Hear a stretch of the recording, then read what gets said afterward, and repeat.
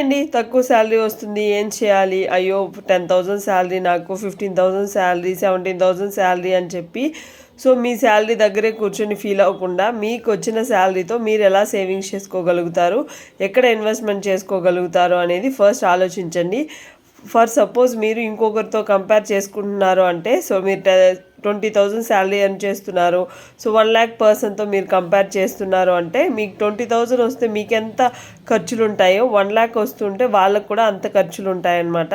So కాబట్టి ఎవరితో compare చేయొద్దు. సో మీ 20,000లో మీరు ఎలా బడ్జెట్ వేయాలో మీరైతే తెలుసుకోండి. సో కింద ట్యాగ్ చేసిన వీడియో వెళ్ళి చూడండి, ఇంకా బాగా మీకు అర్థమవుతుంది. సో ఇక్కడ వచ్చేసి మనం హౌస్ కోసం ఎలా సేవ్ చేసుకోవాలి, అలాగే ఫ్యూచర్ రిటైర్మెంట్ కోసం ఎలా సేవ్ చేసుకోవాలి, అలాగే మనం ఒక ఏజ్ వచ్చిన తర్వాత ఫైనాన్షియల్గా ఎలా ఫ్రీగా ఉండాలని చెప్పి చాలా క్లారిటీగా అయితే ఈ వీడియో అయితే ఉంది, వెళ్ళి చూడండి. సో ఇంతవరకు నా వీడియోస్ మీకు నచ్చుతున్నాయి అంటే ఫాలో అవ్వచ్చు కదా. బాయ్.